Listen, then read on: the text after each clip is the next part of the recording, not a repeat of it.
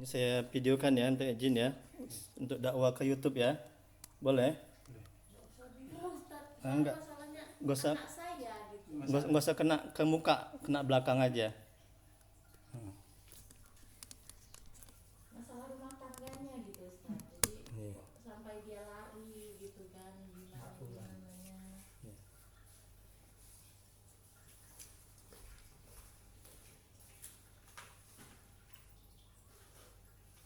Yang sakit siapa? Enggak, anak saya Masalah lari anak. gitu. Oh, Sama laki-laki.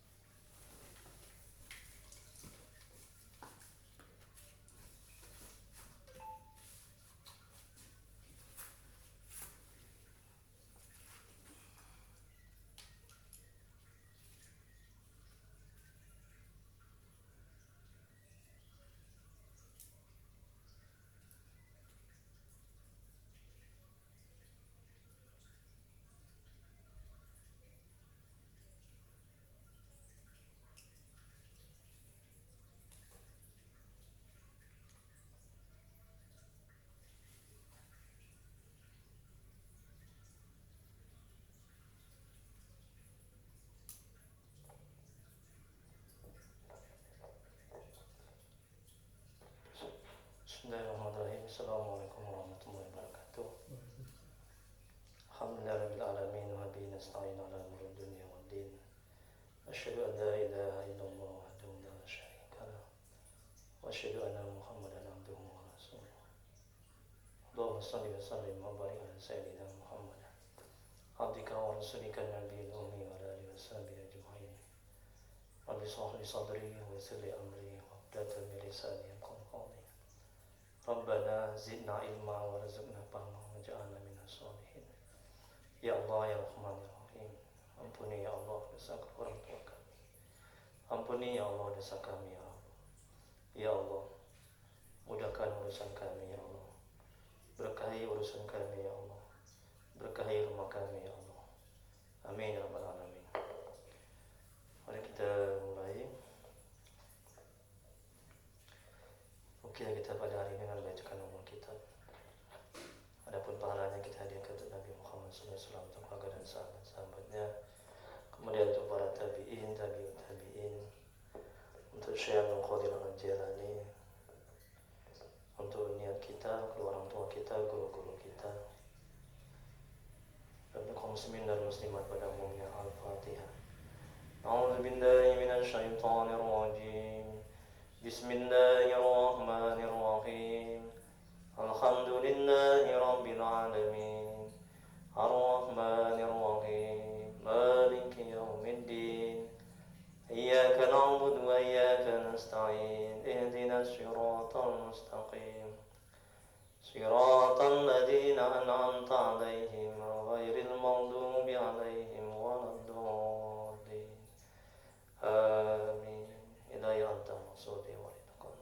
Ya Allah, engkau yang kami tuju. Amin. Ya, di mana Ibu? Coba cerita dulu apa di masalahnya. Anak saya ini Ustaz, ditalak sama suaminya. Kita sama suaminya. Suaminya pergi.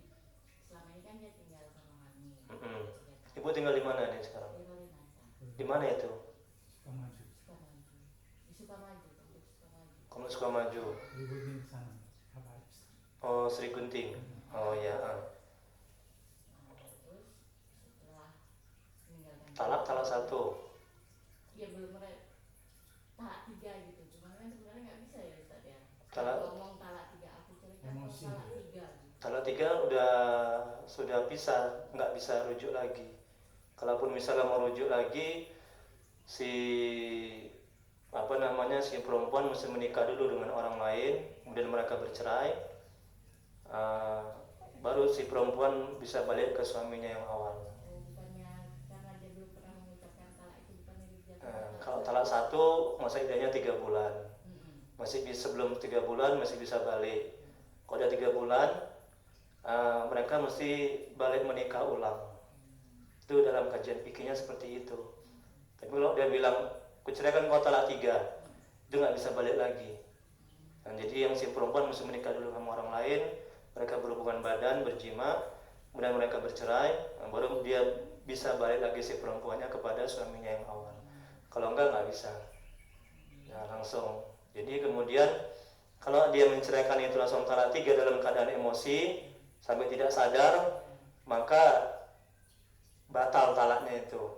Tapi kalau memang dia emosi, sadar dia menjatuhkan talak itu langsung talak 3, maka jatuh talak itu langsung talak 3. Dia nggak bisa lagi balik. Nah, jadi anak ibu itu talak 3, dia nggak bisa lagi balik. Nah, kemudian entar lagi saya tambahkan, untuk lebih memperkuat lagi harus ke pengadilan. Nah, itu terkadang suaminya bilang talak 3, tapi hakim di pengadilan tidak menjatuhkan talak 3.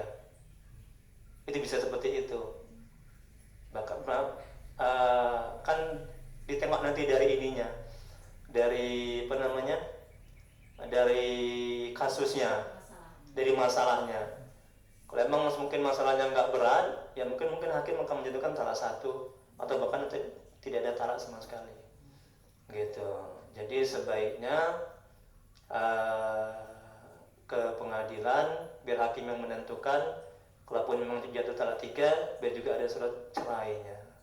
Karena kalau nggak ada surat cerai, dia susah untuk menikah lagi. Kecuali nikah siri. Nikah siri pun juga orang sanksi untuk menikah dengan janda. Jangan-jangan dia masih istri orang, betul kan? Tapi kalau ada surat cerai langsung dari pengadilan resmi, orang nggak ragu untuk menikahi si perempuan itu, gitu. Nah, silakan Bu, selanjutnya. Udah sebulan pisah itu lagi kan. Terus suaminya itu mau duduk lagi. Nggak bisa. Dalam kajian fikih nggak bisa. Kecuali talak 1. Talak 1 sebelum 3 bulan masih bisa rujuk. Kalau udah 3 bulan mereka menikah balik. Nah, rukun nikahnya mesti dilengkapi. Nah, ada wali, ada saksi, ada ijab kabul, ada mahar. Itu kalau sudah 3 bulan. Gitu. Jadi kalau saran saya baik ke pengadilan. Nah, jadi biar pengadilan. Kalau dari segi hukum agamanya memang sudah jatuh talak. Nah, tapi kan kita kan mengikuti pemerintah. Semua agar apa? Agar semuanya ini kan berjalan dengan baik, ya. Dan nanti kedepannya si istri maupun suami tidak susah dari segi administrasi mengenai anak atau mengenai segalanya, atau mungkin mengenai harta warisan. Nah, karena itu harus ada surat resmi dari pengadilan, gitu. Jadi masalahnya gini Ustaz, adalah laki-laki masih hubungan kerja suaminya itu juga. Yang ngompor-ngomporin dia lah ceritanya, memburu-burukan suaminya. Ngompor-ngomporin supaya apa? Yang memburu-burukan suaminya lah. Bukan suaminya. Begitu gitu. Jadi terus mungkin dia percaya gitu kan. Si perempuan ini, Anak saya. anak ibu. Jadi sekarang ini kayaknya dia kok sama laki-laki ini terus itu kali Ustaz. Jadi beda lah sama dia sama saya. Saya kalau ngomong itu dilawan. Sama anak ibu ya? Iya. Kalau perginya siang, alasannya nanti lamaran kerja gitu kan. Pulangnya. Itu dia semenjak dengar dari kompor-komporan dari kawannya laki-laki, Iya. langsung beda. Iya. Selama itu dia Nggak pernah. Ustaz sama saya. Oke. Nanti pulangnya pergi siang, pulang 10 malam. Gitu ya. Dia marah. Oh. Dia marah. Dia sering seperti itu. Ah. Saya nasihati dia marah. Iya. Terus terakhir semalam itu hari Jumat itu dia pergi. Nggak pulang sampai sekarang. Nggak pulang sampai sekarang. Iya. Sampai anaknya pun nggak dipikirkan. Iya. Anaknya berapa tahun? 2 tahun. 1. Nah, ini boleh jadi ada gangguan non medis, boleh jadi. Tapi kita belum tentukan, iya atau tidak. Ini boleh jadi, karena kan tiba-tiba berubah sifat watak karakternya, ya kan? Nah, itu. Anak sudah tidak peduli. Ya, untuk itu Nah, di sini untuk memastikan dia kena gangguan, mungkin disantet atau didukuni, ya, atau mungkin ada jin atau setan dalam tubuhnya. Di sini ada ciri-ciri orang yang harus diruqyah. Nanti baru ketahuan. Untuk memastikan apakah dia diguna-guna atau didukuni atau mungkin ada jinnya. Karena nggak logika tiba-tiba bisa berubah 180 derajat watak karakternya. Yang tadinya baik-baik, semenjak dia mendengarkan asutan-asutan dari kawannya itu jadi berubah total. Kan ada something wrong. Ibunya pun dilawan sama. Tengok itu. Itu ciri-ciri orang kena gangguan kalau sampai orang tua itu dilawan. Udah nggak kayak dia lagi. Ada dalam tubuhnya. Tapi ini kan masih asumsi, masih perkiraan. Untuk memastikan, ini kita pastikan dari gejala-gejala itu. Nanti tolong di checklist kalau memang ada, ya. Nah, ini pulpen. Ibu ada maaf ya Pak ya. Ibu ada nomor HP WA minta dia. Nanti bisa saya masukkan ke grup Ruqyah Syariah. Boleh. Nah, itu grup orang-orang yang sudah diruqyah, alhamdulillah sudah sembuh. Sebagian besar sudah sembuh. Nanti di situ di grup itu nanti bisa tanya-tanya mengenai perkembangan anak ini. Ya? Nah, boleh dimasukkan nanti kan nomornya itu kan? Nah, buat nomornya, nomor tadi yang bapak apa tadi? Bilangnya sama temennya itu. Tolong buat Pak, namanya pakai binti, kemudian sebelahnya nomor WA bapak tadi. Aku udah nggak percaya. Yang depan Pak, di atas. Sini, Itu, itu nama. Enggak itu ada kolom nama itu. Oh ini. Nah itu namanya pakai binti. Iya, nama anak ibu. Pakai binti. BT aja bikin. Binti.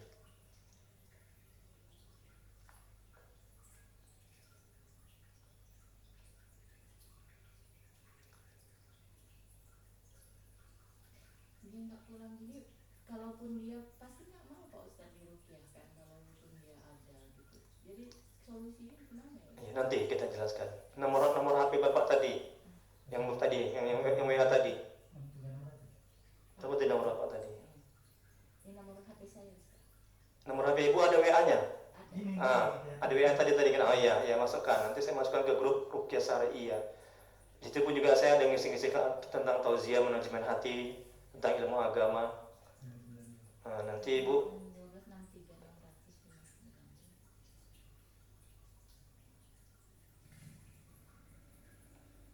nanti kalau ada masalah-masalah tentang perkembangannya tanya aja di grup itu. Kalau misalnya malu di grup itu secara pribadi nanyanya, ya. Oke. Nah, udah. Sekarang coba perhatikan nomor 1. Nampak ibu? malah sholat. Tunggu bentar. Nampak? Bapak nampak? Atau perlu saya terangi lagi pakai lampu? Nampak? Oke. Pertama, ciri-ciri orang yang harus diruqyah syariah.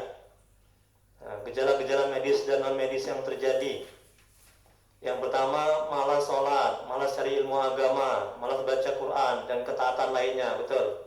Ya, checklist yang pertama, kolom pertama itu checklist. Nanti betul. Nanti ketahuan nanti apakah dia disantet, didukuni, apakah ada jinnya. Yang kedua, sebagian atau keseluruhan kepala sering masa-masa pusing-pusing. Ada nggak dia merasakan gitu, Ibu? Nggak tahu, kosong. Kalau nggak tahu kosong. Ini baru belakangan. Ya, kayak kosong. Yang berikutnya yang ketiga, yang setahu ibu aja, jangan mengada-ngada dan yang jujur ya. Dada terasa sesak atau panas. Nggak tahu, kosong, garis. Karena anaknya nggak ada. Yang ketiga mesti leher terasa berat atau kaku.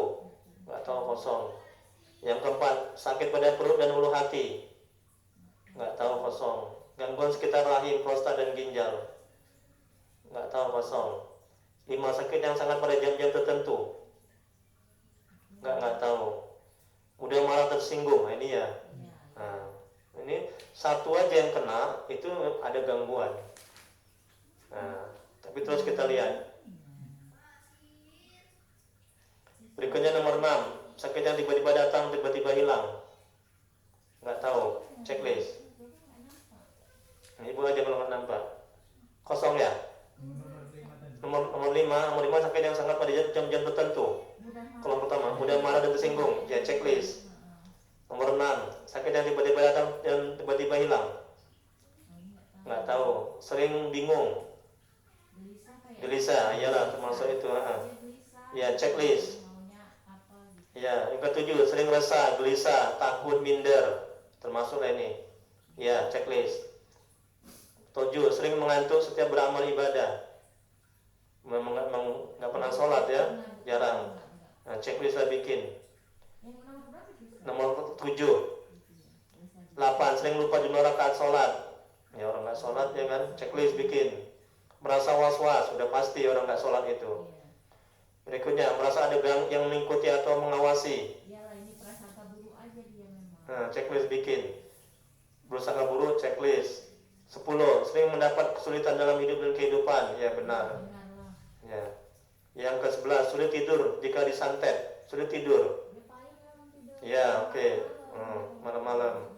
12. Selalu terbayang dan ingin bertemu kepada orang yang menyantet. Ya ini aja. Ya ini. Nah. 13. Bisa melihat makhluk gaib. Nggak tahu. Nggak tahu. Mengalami nafsu seks yang berlebihan. Nggak tahu. Orangnya nggak ada. 14. Merasa ada bisikan. Nggak tahu. Berikutnya 14. Masih merasa ada sesuatu yang bergerak di dalam tubuh. Nggak tahu. Orangnya nggak ada. 15. Sulit berkonsentrasi. Ini pasti. Nah, kemudian berikutnya 15. Masih gelisah dan kepanasan saat mendengar Al-Quran. Iyalah, mungkin ya. Karena orang udah nggak sholat ya pasti itu. Yang 16. Suami istri sering bertengkar. Nah, iya, meski masalah kecil. Iya memangnya Ustaz. Ya kan? Nah itu. 17. Sering bermimpi buruk. Nggak tahu. 17. Masih sakit pada bagian dada saat azan asar atau maghrib. Nggak tahu. Kosong. 18. Merasa tidak nyaman di rumah. Nah, pasti ya. Jadi bilangnya memang sama bapaknya dia nggak nyaman lagi di rumah. Ya, sakit pinggang tanpa sebab. Ya itulah.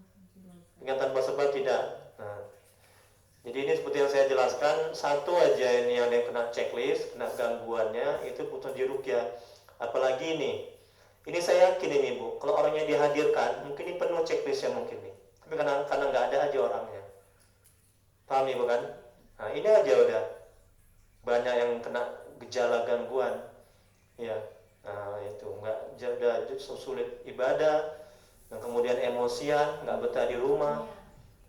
Sering resah, gelisah. Tapi saya kemarin terakhir ke Ustaz. Cocoknya di ruqyah aja kalau aku bilang gitu. Istighfar mama. Tengok kan? Saya yang istighfar. Kalau orang yang nggak ada gangguan jin, dia nggak akan ngomong gitu, dan dia mau Itu didorong dari dalam, nolak dia itu. Udah beda bukan. Pasien saya di rumah dia kan, suami telepon, suami istri, ya kan, Ustadz, tolong Ustadz, kami mau meruqyah. Udah, isinya di sebelah, isinya yang kena gangguan disantet. Ya, insya Allah dia dengar suara saya aja, dia udah ketakutan istrinya, dan berat untuk datang ke rumah sini. Itu intinya itu ciri-ciri orang yang kena gangguan dan butuh diruqyah. Nah, anak ibu ini ya udah jelas. Nah, jadi kesimpulannya dia kena gangguan jin. Itu satu. Udah, yang kedua ada mengarah kena santet. Mengarah ke sana, tapi belum pasti. Untuk memastikannya diruqyah. Baru nanti ketahuan dia disantet atau tidak.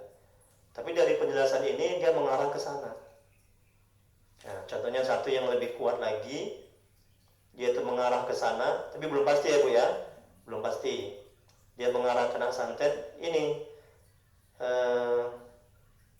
selalu terbayang dan ingin bertemu kepada orang yang menyantet. Kepingin aja jumpa. yang nomor 12 kan. Nah, ya. Kemudian berikut lagi sulit tidur, ya kan? Susah dia tidur kan? Nah, itu juga ciri-ciri yang kuat dia kena santet. Nah, kemudian apa lagi? Ciri-ciri yang lain, sulit berkonsentrasi, gelisah, kemudian nggak nyaman kalau mendengarkan Al-Quran. Dinasehati dia nggak nyaman, apalagi dengar Al-Quran. Melawan. Itu bukan dirinya lagi, dari dalam. Namanya Agustus. Maaf catat bisa dibunuh tuh mamanya itu. Hah? Iya, bahaya tuh kalau nggak segera diruqyah. yang bikin lebih kuat lagi, dia kena santet, merasa tidak nyaman di rumah. Memang dia tidak bisa. Nah, itu. Sudah Ada tidak yang nyaman di tadi rumah. malam ya. Sudah tidak nyaman di rumah. Ya. Tapi gitu pun belum pasti 100% dia kena santet. Tapi yang pasti 100% dia ada gangguan jin. Mengarah ke sana. Ya, dan juga ada gangguan setan. Nah, terus yang ketiga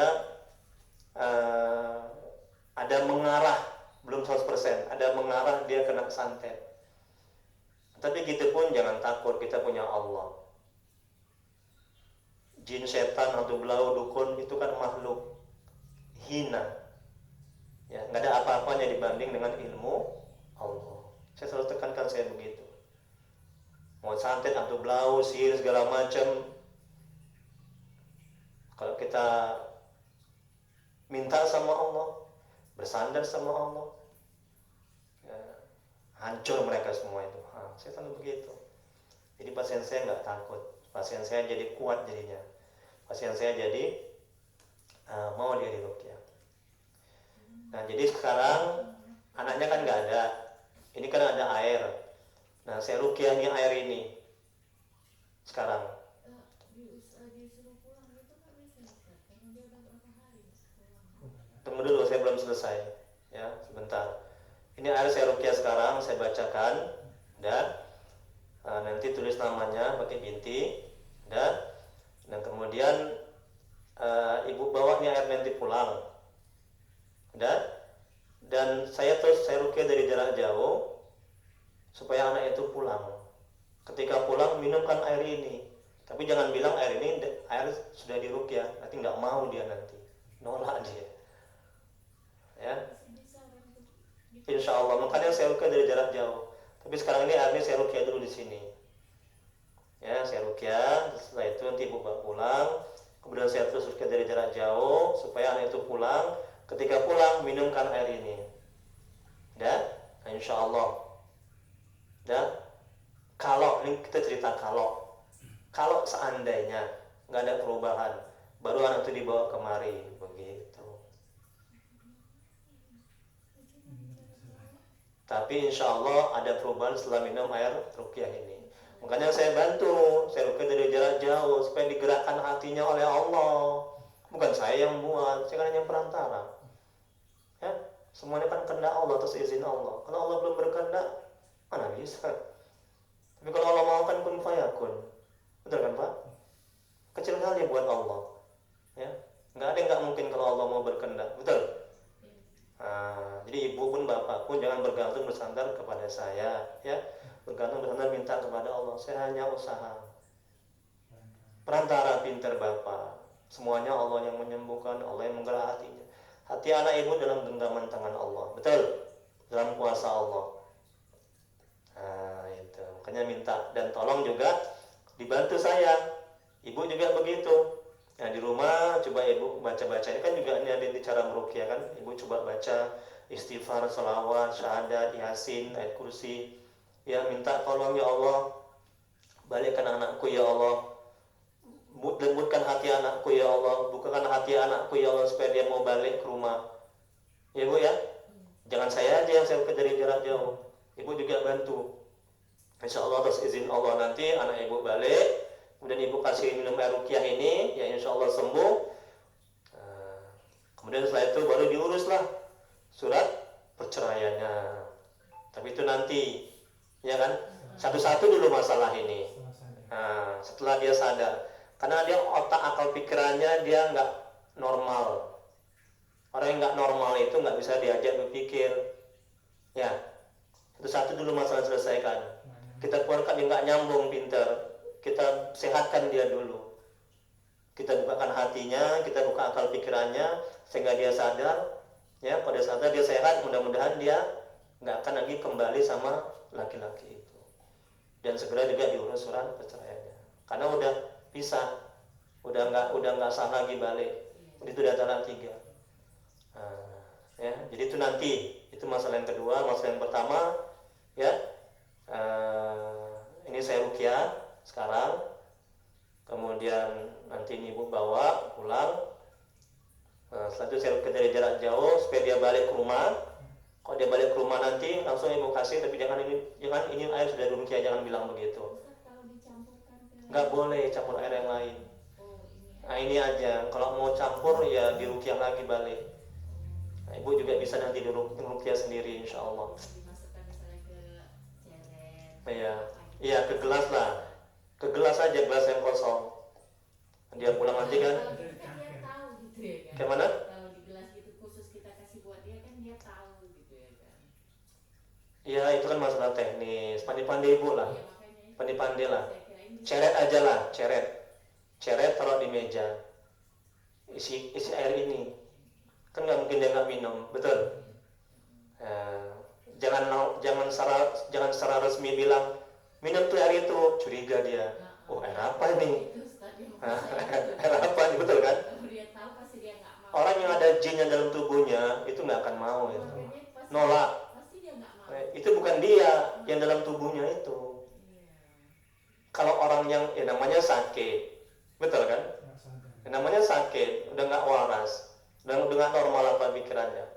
Ya kayak kita lah sakit, demam, kan terasa pahit itu gula, terasa nggak enak, betul kan? Ya gitu juga dia. Ini air sudah didoakan, air sehat. Kalau orang yang normal, yang akalnya sehat, yang nggak ada kena gangguan jin segala macam, pasti dia mau minum, nggak pun disuruh.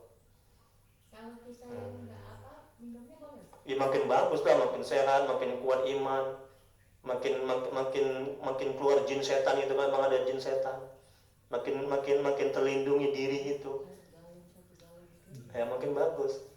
Jadi biar kalau apa kan Kan pasti dia minum. punya dispenser. Karena dia kan minum langsung dari Langsung situ kan gitu. Ustaz. Ah. Dia nggak tahu ya Iya. kalau itu. Yaudah itu apa dulu, disimpan dulu, taruh aja ceret dulu.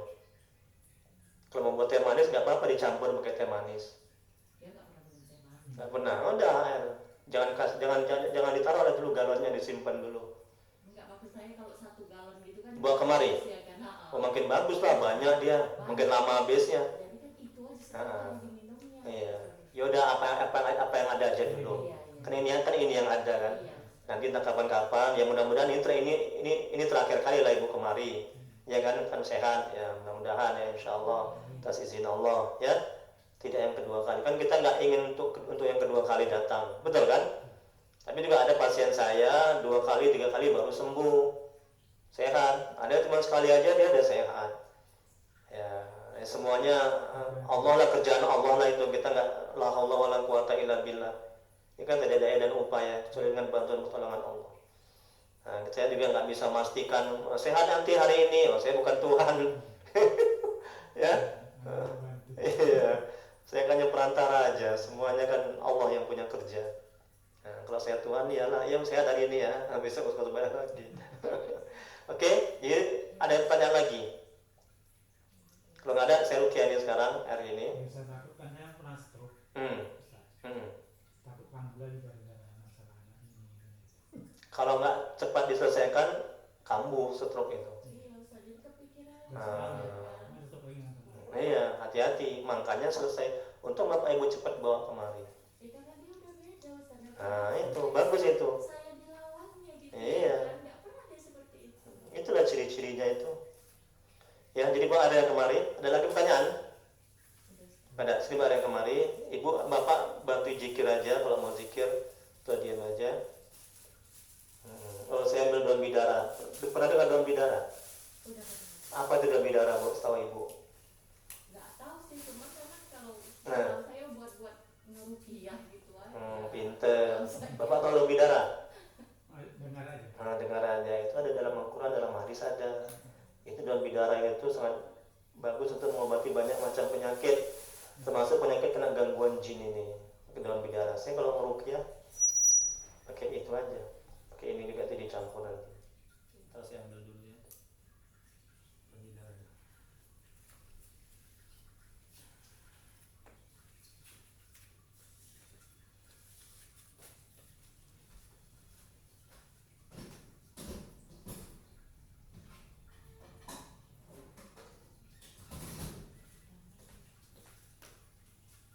Ini ditukar, nanti buat nama sendiri nanti tukar. Kan mau saya masukkan ini. Nadia Eka ya. Iya. Nadia Eka Putri binti Armi Armi Diono. Diono. Oke. Dan kalau kita ngukir dari jarak jauh mesti sebutkan namanya pakai binti.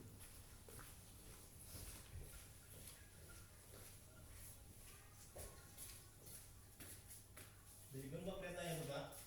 Nggak digembok. Gembok apa? Apa aja namanya? Ya. Mengantisipasi. Ada gemboknya Pak? Ada.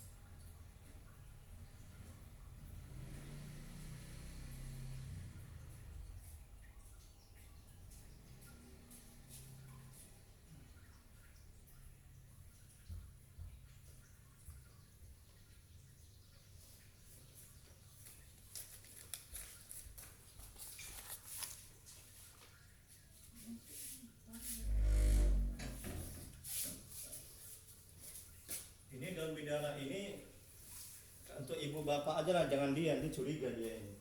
Mau dia minum, iya kan? Untuk ibu bapak aja. Saya baru teringat saya. Mana mau dia minum ada daun-daun ini? Enggak mau. Bukan dia lagi nggak mau di dalam itu. Dia pun mencuriga. Curiga.